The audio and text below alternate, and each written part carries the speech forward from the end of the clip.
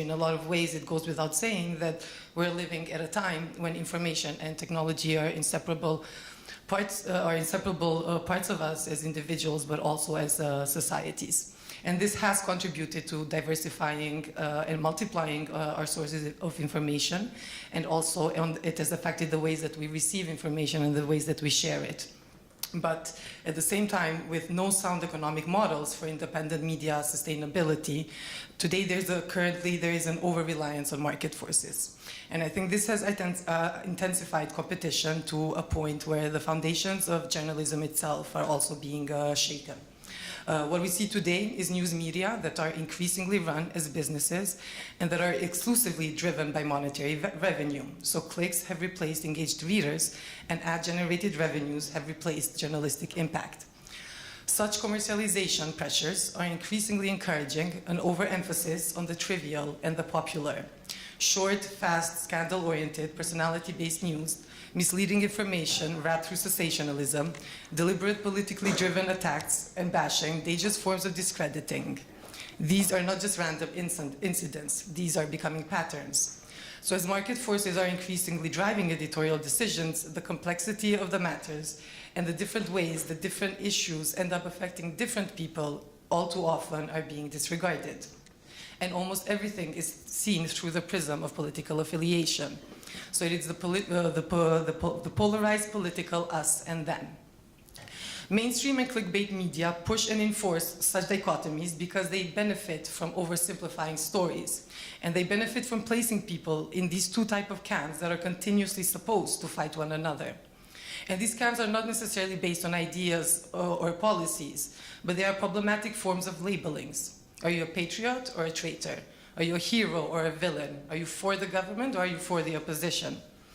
And those in power on purpose encourage such dichotomies in language. Because for as long as people within society are fighting each other over such definitions, then they're not raising their voice against the poverty, unemployment, and the different forms of discrimination. Issues that, in fact, much more define their daily struggles and realities as citizens.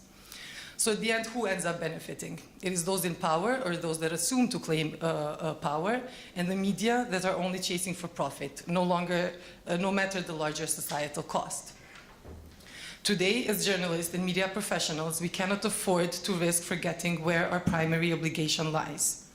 We must insist on a journalism that takes the time to listen, understand, inform, explain, and contextualize, regardless of what the 24/7 news cycle makes us think is the next most pressing issue that we should all be following or talking about. And we must insist on such journalism in order to also make sure that we are constantly challenging power, be it in terms of seeking accountability or uncovering corruption and misuse of position, or to challenge the ways that those in power assume that they are the only ones that have the right to define what our societies are, be it its past, its present, or its future. Too often today, the very foundation of journalism is taken for granted, or even underestimated. That is, that our primary role is to serve the public good and to make decisions based on the public interest. And within such a position, it is crucial to recognize that the public is not homogeneous. It is not one homogeneous group. And if we fail to realize that, then it means that we are also going to end up excluding and marginalizing voices in society and reducing issues to a linear or singular understanding. A journalism that treats the public as complex and multi-layered, the way it actually is, has increasingly become the exception rather than the expectation. Time after time, I hear my university journalism students, those who will become the next generation of professionals, say how the role and function of online media is to provide information as quickly and as short as possible. That is the perception that they have gained based on their day-to-day encounters with the modern news.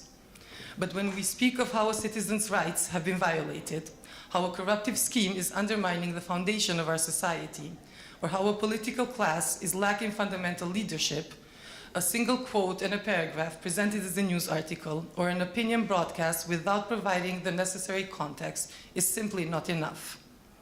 That is why it is important to continue with long-form narrative and explanatory journalism. And it is a format that continues to be relevant regardless of how we are constantly told to believe otherwise. And this is something that we have continuously strived to do at Kosovo 2.0 since our launch in 2010. whether through our theme-based print magazines or as an online magazine. From the beginning, our work has been based on a conviction that it is our job to contribute toward an informed public debate, where a diversity of voices prevails and with the citizens at the center of our profession. We have particularly focused to emphasize the experience, narratives, and the issues that are marginalized or even excluded from mainstream discourse and media practices. About a month ago, a reader commented on one of our stories at Kosovo 2.0, and they were thanking one of the staff writers at Kosovo 2.0 for doing a job. So the reader was basically thanking her for being a journalist. And the comment was, "I'm happy that when my teenage brother looks for information in Albanian on LGBT issues, I can direct him to your stories and to Kosovo 2.0 in general. I am grateful for this. As citizens, we ourselves should be keeping you with donations. This is how much you are worth." So the reason I decided to share, there's two reasons why I decided to share this today. The first one is because it serves as a reminder that there will always be individuals and those in the public who will rely on the type of judgments and decisions that we take. And their reliance on journalists is not something that is valuable only if it's quantified in large audience numbers. And second, that it is up to us as journalists to be constantly attentive to such individuals and their struggles. As journalists in media, we do not stand outside of society, but we are one of the pillars of it. And that comes with responsibility, to serve as a counterpower, to challenge the power, to hold to account, as well as to bring to the surface narratives that otherwise will remain unheard, to inform just as much as to explain, and hopefully even to inspire. The decisions we take end up affecting the lives of others, and that goes both ways, whether by talking and writing about them or by failing to do so. We cannot remove ourselves from the digital reality, and nor should we wish to. It is part of the modern media landscape, and we adapt or die. But in doing so, we should never forget one simple thing.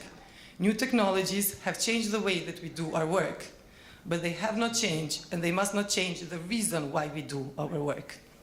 So when we wake up in the morning and we are alerted to some of the daily news, it shouldn't end there. We should seek to understand and to explore what lies beyond it, and that's what will keep our invaluable profession alive. Thank you.